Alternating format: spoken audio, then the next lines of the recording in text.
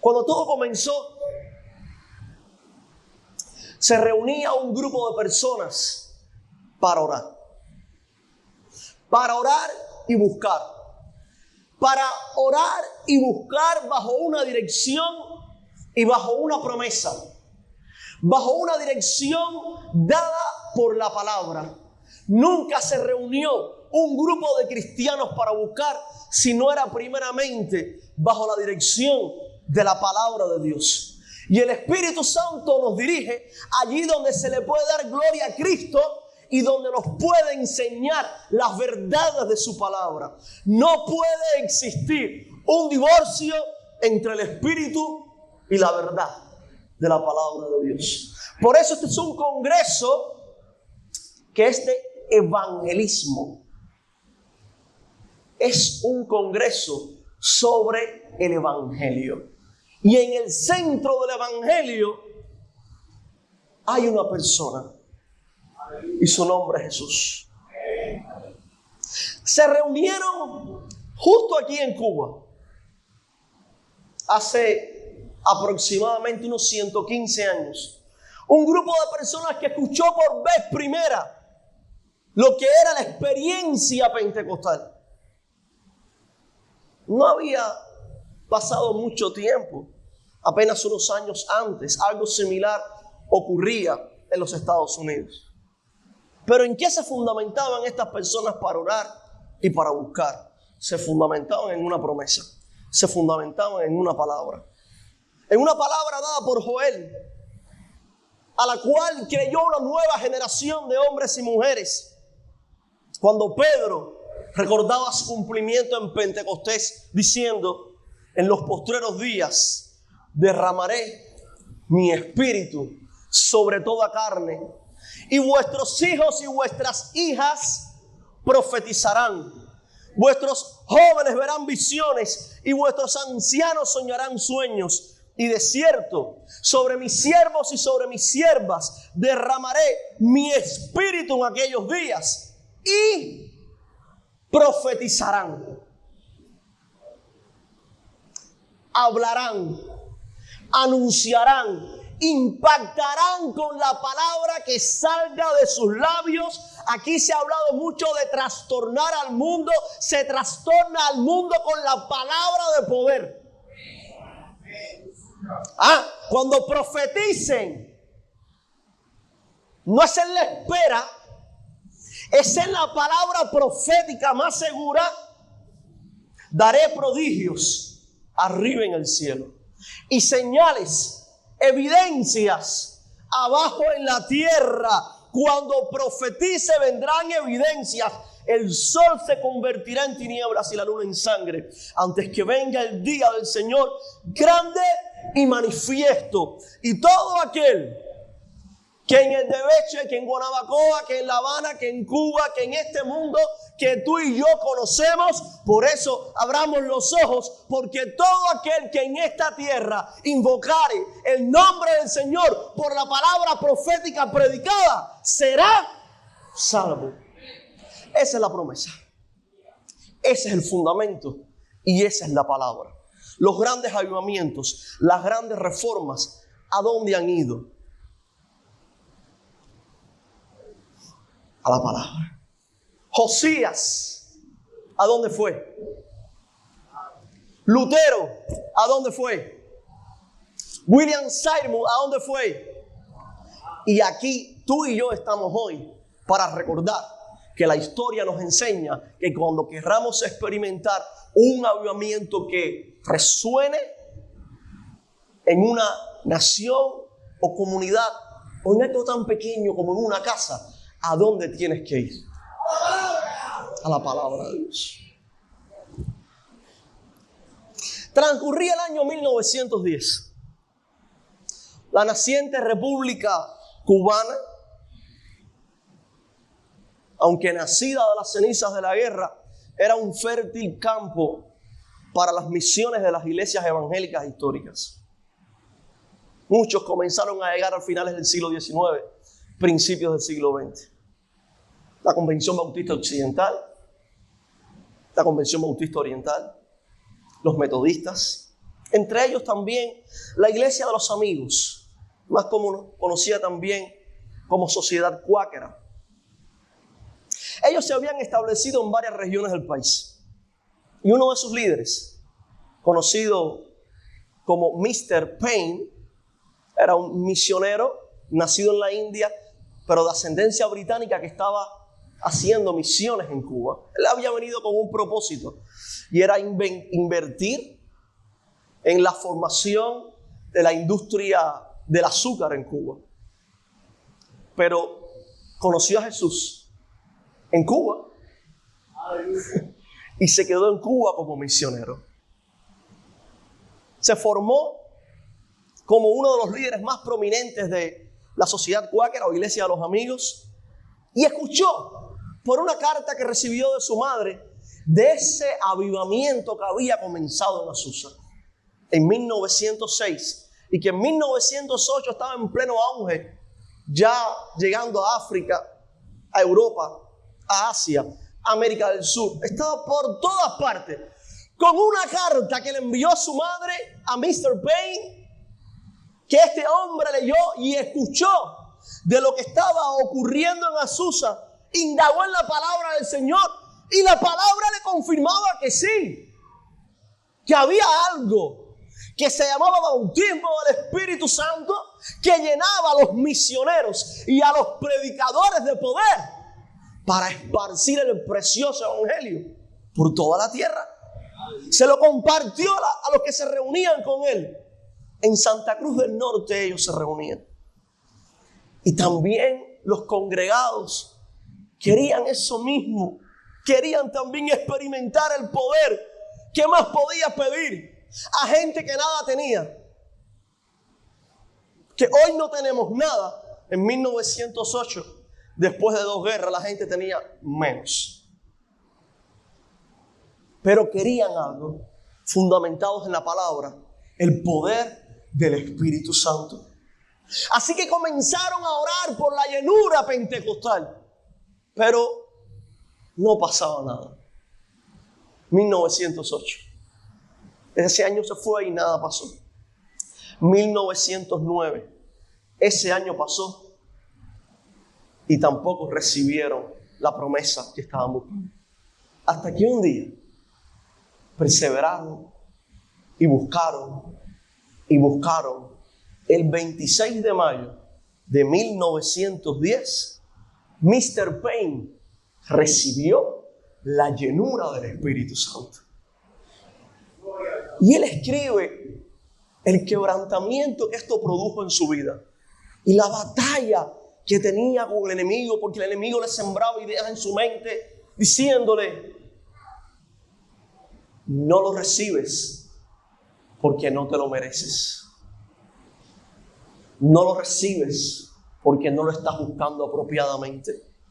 Y él pensaba, Payne, que había otras cosas que tenía que hacer, y se martillaba y vivía en una tensión y con mucha ansiedad. Pero ese día, cuando lo recibió, Dios le confirmó: sí. No lo recibías porque no te lo mereces, pero ahora lo recibes y tampoco te lo mereces. Te lo doy por gracia. Porque es un regalo de Dios, porque es un don del cielo que buscamos esperando en la misericordia de Dios. Mr. Payne reevaluó su fe, su ministerio a la luz de esta enseñanza bíblica. Buscaba una y otra vez en la palabra. El libro de los Hechos le decía algo nuevo que hasta ahora él no había experimentado. Salió con una carpa y por todo el país, donde quiera que llegaba, en cualquier parque, abría la carpa y comenzaba a predicar el evangelio.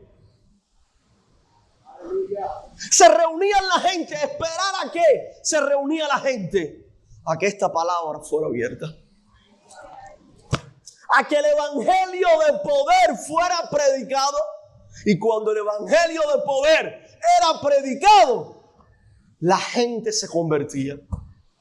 Don Justo, uno de los historiadores de la iglesia, escribió un libro sobre Mr. Payne llamado Sembrador a Voleo, porque decía, era como esta figura de la parábola del sembrador, que él tenía una idea en mente: salir con el grano en la mano, con la buena semilla en la mano y esparcirla por la tierra cubana. Y en este país se escuchó hablar del evangelio pentecostal porque un hombre decidió dedicar su vida, entregar su vida, llenarse completamente para dar de gracia de lo que gracia había recibido. Desde entonces, desde 1910, han pasado 113 años desde aquel momento en que se prendió la primera llama de Pentecostés. Quiero decirte algo, Dani: la evidencia no se ha extinguido. Esa llama no se ha apagado. Está encendida en esta nación y por 113 años no se ha consumido. La zarza sigue ardiendo. Sigue ardiendo.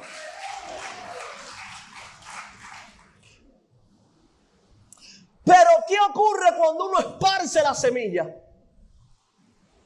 No siempre cae donde uno quiere.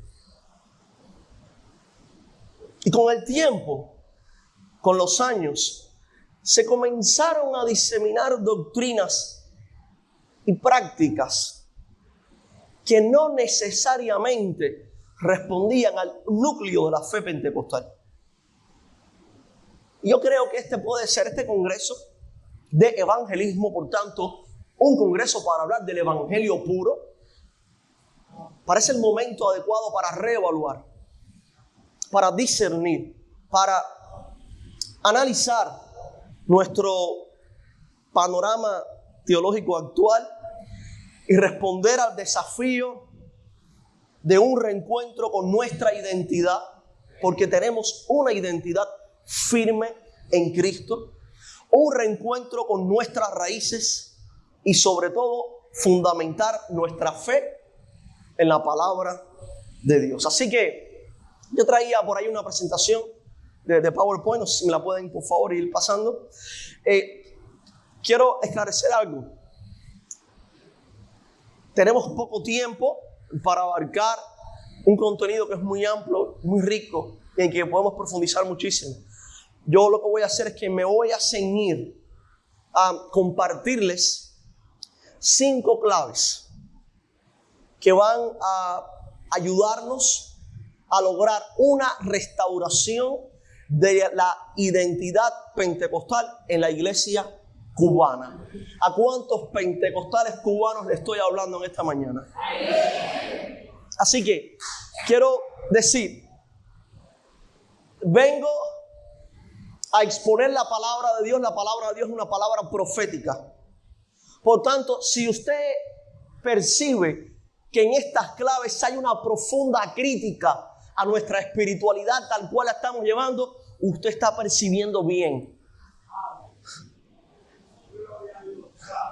Porque vengo para ser confrontado y confrontar, pero también para ser levantado y levantar.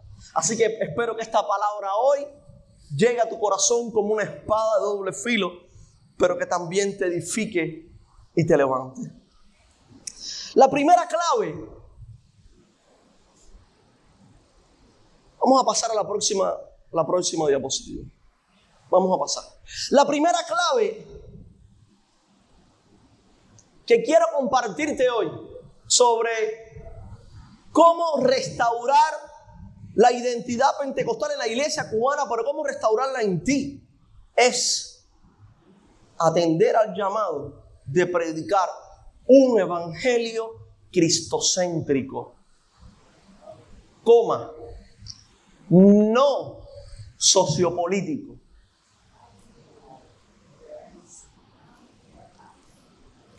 Quizás, saben, a veces yo lucho con esto. ¿Por qué nos vemos en la necesidad de llamarle al evangelio cristocéntrico si es que el evangelio es cristocéntrico?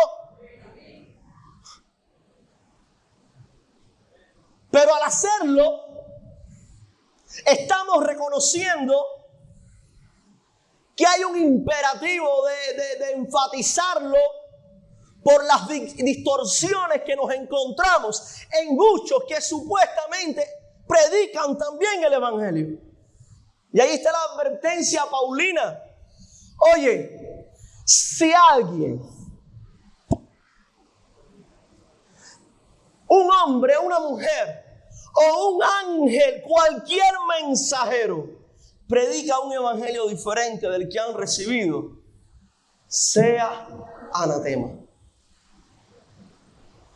El pentecostalismo clásico es particularmente conocido por su fórmula confesional cuádruple, porque tiene 4 elementos.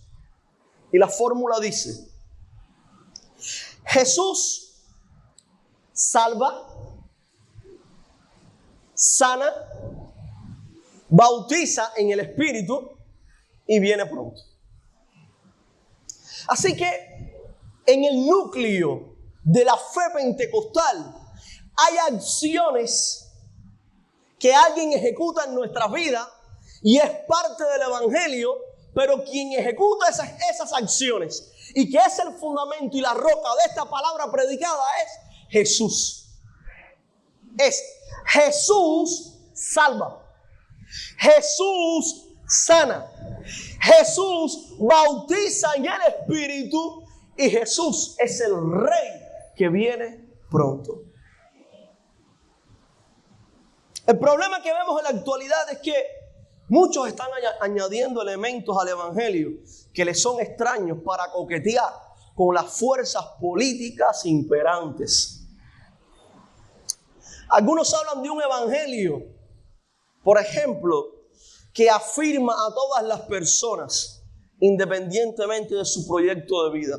Y este fue el evangelio raro y disonante que escuchamos predicar durante la promoción del proyecto del Código de las Familias a través de la televisión. Un evangelio disonante, distorsionado. Otros establecen alianzas políticas para tener mayor impacto en las estructuras sociales y entonces venden el evangelio a los proyectos políticos para tener más impacto e influencia dentro de las estructuras y las instituciones de la sociedad. Bueno, ahí está el ecumenismo cubano.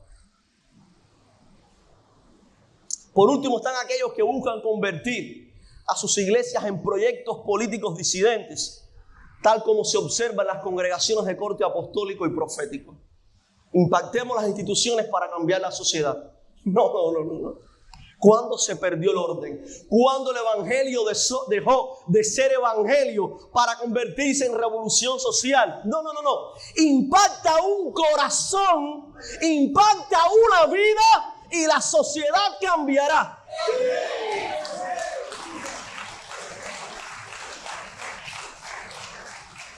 No me importa tanto que un cristiano llegue a ser presidente como que el presidente llegue a ser cristiano. Ese es el orden. Que donde quiera que estés el evangelio que llegue e impacte tu vida. El evangelio no moviliza verticalmente a las personas. Ese no es el evangelio de Cristo. El evangelio moviliza verticalmente, pero hacia abajo a las personas. Humilla, hace humilde al hombre. Pablo nos recuerda que cuando quiera que predicamos el evangelio, si queremos ver una evidencia de su efectividad, escuchemos si es locura. ¿Es locura? Es evangelio. ¿Es piedra de tropiezo? Es evangelio. Porque es poder de Dios para transformar. El abrazo del evangelio no es un abrazo que afirma, es un abrazo que transforma. Cuando los primeros misioneros pentecostales tocaron suelo cubano, no se aliaron con gobiernos ni con partidos. Su enfoque estuvo en la presentación del evangelio a los perdidos, a todos sin distinción. ¿Y cuál ha sido el fruto? El fruto. Esta historia comenzó, vamos a decir, año 1910, pentecostalismo. Las asambleas de Dios, 1920. Bueno, en 1920 llegó la primera misionera de las asambleas de Dios, con su mamá, ellas dos. Dos mujeres comenzaron esta obra en 1920. 103 años después, las asambleas de Dios tienen su feligresía, 150,000 creyentes pentecostales. Aleluya, gloria a Dios. ¿Y qué institución asistió a la iglesia? ¿Qué partido se alió con la iglesia? No queremos alianza ninguna que no sea con Cristo, porque Él es el que da el crecimiento y las evidencias a la iglesia. Segunda clave que te quiero compartir es promover crecimiento ministerial. Crecimiento ministerial. En sus orígenes, los predicadores pentecostales experimentaron muchas frustraciones por la falta de preparación. Mira, estaban motivados por la experiencia del Espíritu y estaban apasionados por compartir el Evangelio, pero con el paso del tiempo se dieron cuenta que también era necesario equiparse y prepararse antes de impactar el campo evangelístico y misionero. Una de las historias más conmovedoras de los orígenes del pentecostalismo en Cuba es que hay un matrimonio que, viviendo en Carolina del Norte de los Estados Unidos, tuvo una amarga experiencia, y fue que su casa se incendió. Ellos habían recibido un llamado al campo misionero y sintieron de parte de Dios que el campo misionero al cual iban a ir era Cuba. Y automáticamente la casa se incendia, salen con unos dólares para Cuba, para vivir desde Cuba con lo que el Señor pudiera enviarle a través de las nacientes agencias misioneras. Y estas personas, cuando usted lee los reportes de cómo le era el trabajo en el campo misionero, se fue dando cuenta cómo el fuego y la pasión poco a poco se fue apagando. No conocían el idioma nacional, no hablaban español.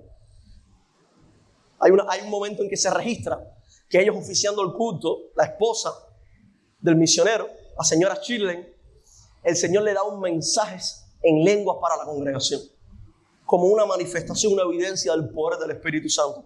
Pero durante 18 meses estuvieron batallando con un campo que no conocían, que no sabían cómo compartir la palabra, cómo llegar a las personas.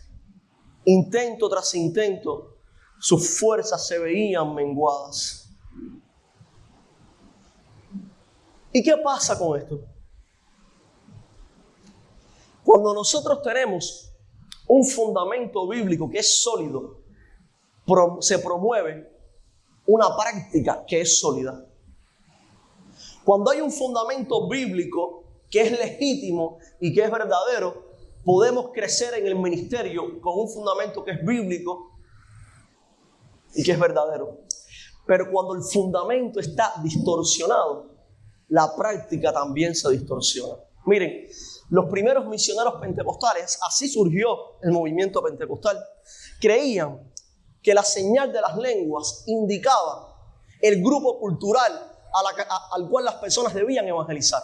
Entonces, por ejemplo, si el misionero tenía la experiencia del Espíritu y hablaba, y alguien identificaba, oye, ¿hablaste español?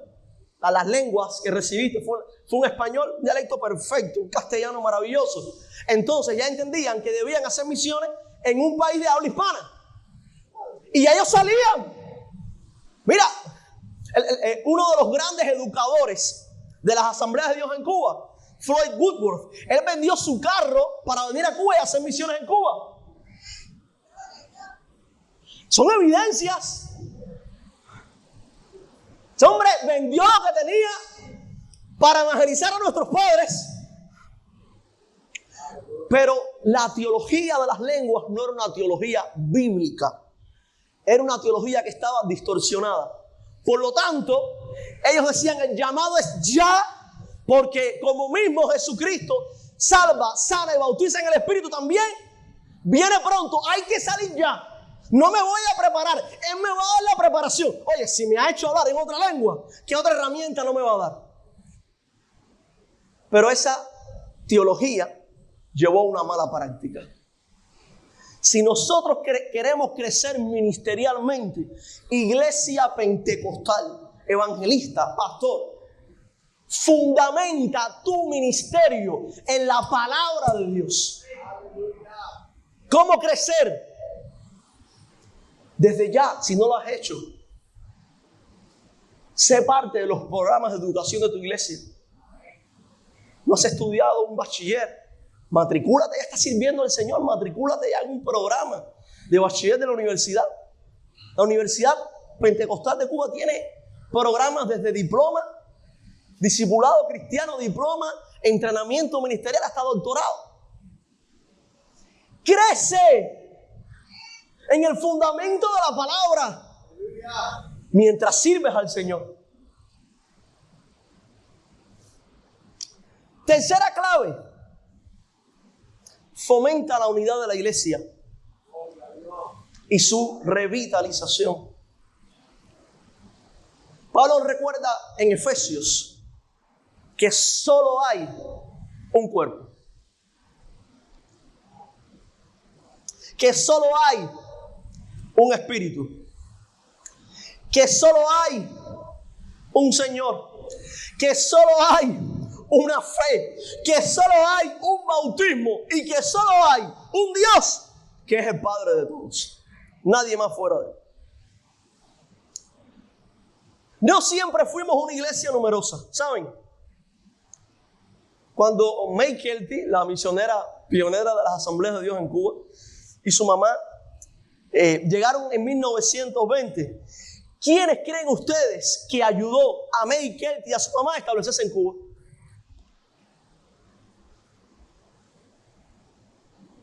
Porque ya no cayeron de fly aquí y abrieron un hueco en la tierra. Las ayudó Mr. Payne. Les abrió a las dos las puertas de su casa. Ellos tenían un hospedaje y allí había dos misioneras bautistas. Había un misionero presbiteriano. Estaban Mr. Payne, que representaba a la iglesia de los amigos, y estaban estas dos nuevas mujeres pentecostales.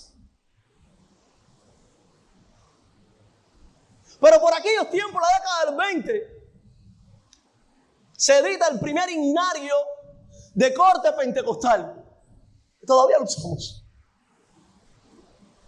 Y cuando estos misioneros bautistas, presbiterianos, los cuáqueros comienzan a escuchar estos himnos, les dicen: por favor, encárgame también a mí unos himnarios.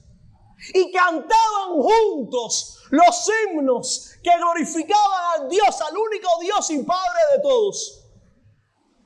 Y en una pequeña comunidad de 15, 20 personas se veía en los orígenes del pentecostalismo la unidad de la iglesia de Cristo. Ellos no coincidían en todo, por supuesto que no coincidían en todo, pero creían que Cristo los había designado. ¿Para qué? Para trastornar a Cuba.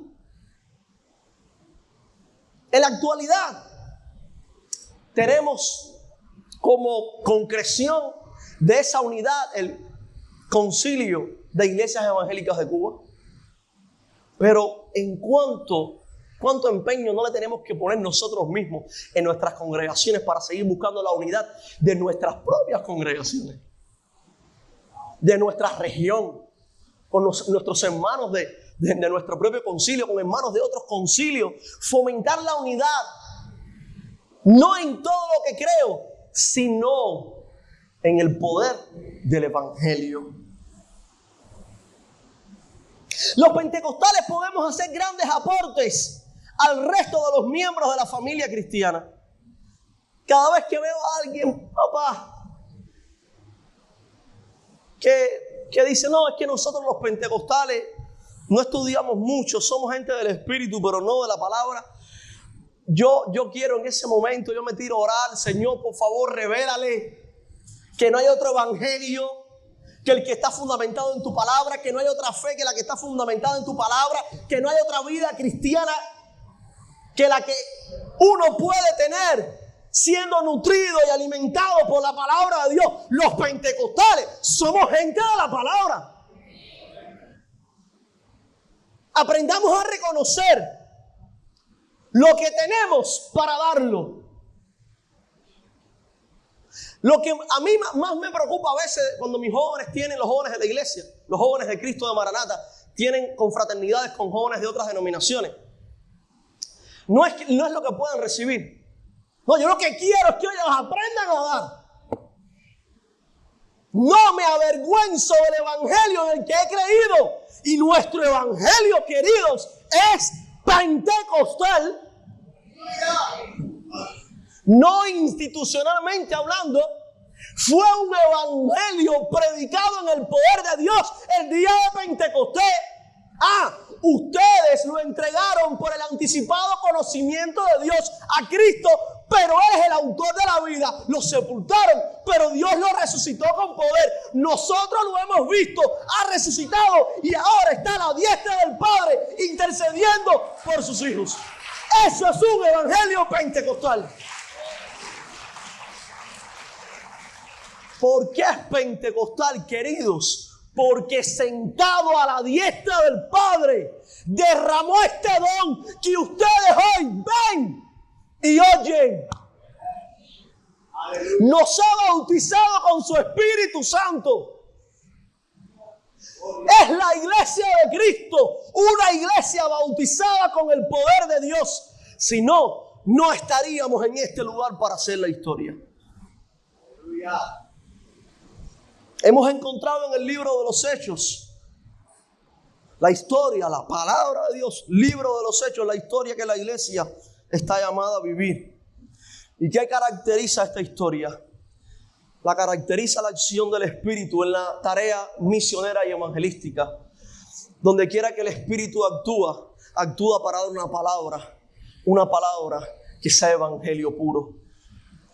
3 formas sencillas y sucintas que te voy a compartir de revitalizar nuestros ministerios al más puro estilo pentecostal. Lo primero, recuerda que a la misión, al evangelismo, como usted le quiera llamar, le precede la investidura del Espíritu Santo. No vaya sin el poder del Espíritu, porque se los van a comer los poderes de este mundo. Ve en el poder del Espíritu. Ora antes de salir. Busca primero. El ministerio cristiano solo tiene éxito cuando cuenta con la unción del Santo, con la presencia personal de Dios que es su Espíritu. Segundo, toma la dirección en la que el Espíritu te guíe. Si el Espíritu te guía, muévete hacia donde Él te guíe. Porque es bíblico. Pedro escuchó la voz de Dios y fue a casa de Cornelio. Pablo tuvo la visión del varón macedonio y fue a Macedonia. Cada decisión, cada estrategia en el libro de los Hechos fue orquestada por el Espíritu de Dios. Reunidos en Jerusalén, los principales líderes de la iglesia dijeron, en nombre de Santiago, nos ha parecido a nosotros y al Espíritu Santo, porque nos ha dado testimonio, porque nos ha dado evidencias. Por tanto, no pongamos cargas a las personas que no debamos ponerle. Y tercero, haz de la alabanza un imperativo de tu ministerio. Ora antes de salir, alaba cuando estás en el ministerio. Los hombres y las mujeres de Dios, cuando estaban en el campo misionero, en el campo evangelístico, los pentecostales cuando estaban predicando la palabra, tenían 2 cosas con ellos: esto y el himnario. Sí. Después se sumó el reglamento, pero eso vino después. Los pentecostales tenían la palabra de Dios y tenían el himnario. Y cuando iban a predicar, que montaban una capa, que todo el mundo estaba esperando, ¿qué va a pasar aquí? Abrían la palabra y abrían el himnario y comenzaban a cantar y comenzaban a alabar y a creer y a creer y a creer y a creer. Porque están viviendo una historia. No son extraños. No es la historia que pasa por la televisión. No es la historia que te cuenta un libro. Es la historia narrada en la Biblia. Y cuando los pentecostales vieron la historia del libro de los Hechos, dijeron, esta historia es mi historia. Yo quiero ser parte de esto. Cuarta clave para una restauración de la identidad pentecostal. Sigue el camino de la autonegación, no de la autoafirmación. Los tiempos actuales queremos mucho un mensaje triunfalista. Y ese es el modelo que quiere imponerse. Un modelo que es extraño a los orígenes del pentecostalismo, que nos recuerdan que es el seguimiento a Cristo, que es la renuncia al mundo, que es el desinterés por lo material y la negación del yo, lo que nos conduce por la misma senda que anduvo Jesús camino a la cruz. El evangelio no es solamente sobre la resurrección. Quiero decirles, porque es que uno de los grandes problemas cuando la gente sigue el camino de la autoafirmación en lugar de la autonegación es que pique el evangelio en dos. Y el evangelio que quiere seguir es la segunda parte. Quieren seguir el evangelio de la resurrección, el ascenso, la entronización y la segunda venida de Cristo para someter a sus enemigos. Pero se les olvida que el evangelio comenzó antes. El evangelio no comenzó como un camino ascendente. El evangelio comenzó como un camino descendente. Siendo Jesús en forma de Dios, no lo estimó así, esa autoridad, ese estatus, como algo que aferrarse, sino que se despojó a sí mismo, se hizo hombre y estando entre nosotros tomó forma de siervo. Y no fue suficiente, sino que fue obediente hasta la muerte, pero no cualquier muerte. Fue una muerte de cruz. Y allí fue vituperado, sometido al escarnio público. Eso también es evangelio. Pero nos quieren ofrecer un camino de afirmación, pero se les olvida el camino de la negación. El evangelio completo, tal cual Pablo nos lo describe, nada más y nada menos que en un himno glorioso, en una alabanza de poder, en uno de los himnos cánticos cristianos más antiguos de la historia de la iglesia, y que se encuentra en Filipenses capítulo 2, versículos del 5 al 11. Allí usted lo puede encontrar. Pero también lo puede encontrar en Mateo, lo puede encontrar con Marcos, lo puede encontrar con Lucas, lo puede encontrar con Juan. Es el evangelio completo. Claro, el evangelio de la afirmación es el evangelio que te permite hablar de la prosperidad tonta y sin sentido.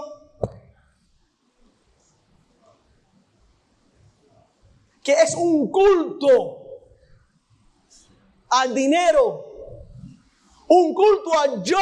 Siémbrame para que Dios te bendiga.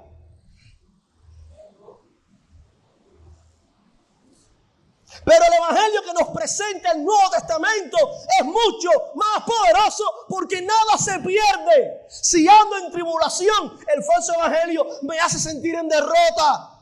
Pero el evangelio de Cristo me recuerda que en nada se compara la leve tribulación con el eterno peso de gloria que en nosotros ha de manifestarse.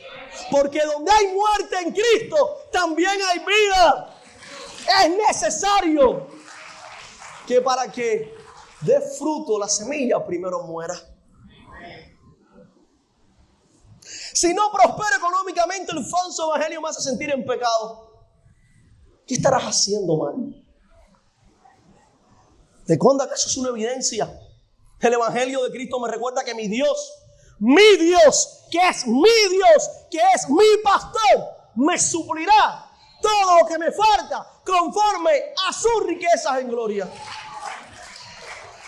Todavía hay quien se sigue vendiendo por el denario de plata, y en ese denario la imagen que está plasmada es la del César.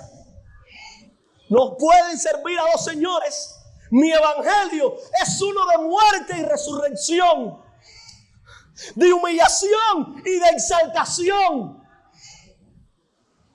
Hoy es más fácil que se desarrollen estrategias de trabajo y evangelismo, que se sostengan pastores, pero no siempre fue así. Los primeros misioneros vendieron lo que tenían para predicar el evangelio. Y hoy algunos predican el evangelio para tener lo que no han tenido. ¿Cuándo trastornamos el evangelio? Si el evangelio no se puede manchar. El evangelio será predicado a todas las naciones. Y los ángeles de Dios rodearán la tierra hablando de este precioso mensaje. ¿Cuándo lo manchamos? Esos primeros misioneros dieron todo lo que tenían, trabajaban con sus manos e iban al campo misionero con sus pies. Nosotros somos más privilegiados, nosotros tenemos más herramientas. Como hoy la montaña va a ser difícil, como el suburbio nos va a ser ajeno. Ahí tenemos que ir, porque ahí comenzó May Kelty predicando la palabra al suburbio, al banco donde estaban los mendigos. ¿Cuándo lo cambiamos? Sigamos las huellas de nuestros mártires, de May Kelty, de Olayo Caballero, de ese hombre que en medio de una conversación, que en medio de una convención, de un congreso, se acostaba para dormir donde había paja y heno y no le interesaba la comodidad, solamente el ministerio. De esos hombres como Martín Oliva, que arreglaba sus zapatos, los mismos que tenía, para seguir predicando las montañas. De esos hombres como Alipio Pedraza, ese león que entregó todas las montañas de esa impenetrable Baracoa para Cristo. Papá, de Josefa Bardanca, que recorrió cada rincón de Camagüey, de Florida, y en todos esos lugares hay olor al conocimiento de Cristo, porque esta mujer de Dios lo propagó. De Héctor Pereira, que todavía vive, pero que tras de sí dejó una historia de autonegación.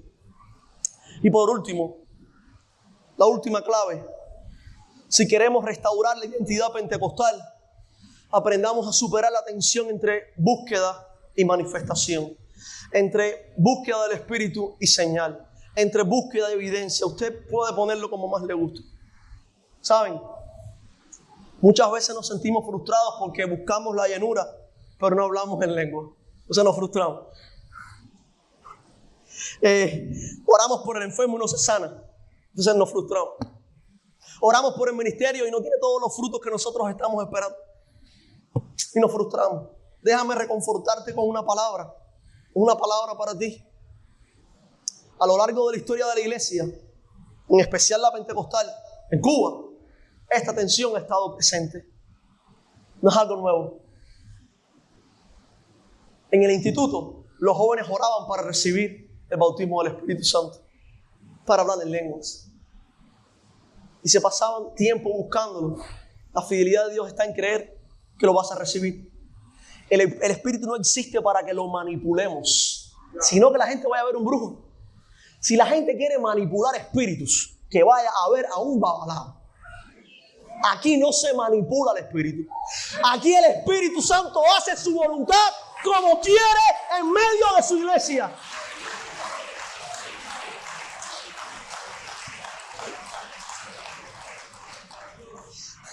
¿Quién le iba a decir a Arthur Payne que 113 años después los pentecostales en Cuba se iban a contar en cientos de miles? ¿Quién le iba a decir a May Kelty que 103 años después las asambleas de Dios iban a tener 150,000 miembros en su feligresía? ¡Queremos evidencia! ¡Hay vidas transformadas! Y tú pensarás, tan poco lo que hago, pero Dios lo multiplica.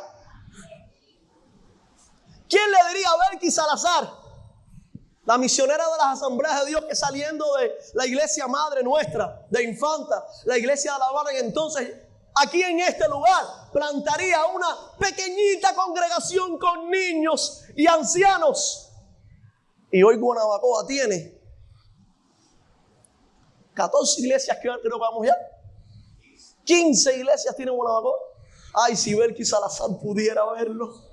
Porque ella empezó en la casita que estaba ahí en Corral Falso, en otra por el Naranjo. Bautizaban a los hermanos de La Habana con los de Guanabacoa, aquí en el Río de los Naturistas. Después se movieron para La Jata. Después vinieron acá. Dios mío, pero las evidencias, ¿dónde están? ¿Dónde están Belkis? ¿Qué hizo? Ella plantó. Después vinieron otros pastores y regaron. Y estamos tú y yo todavía hoy plantando y regando.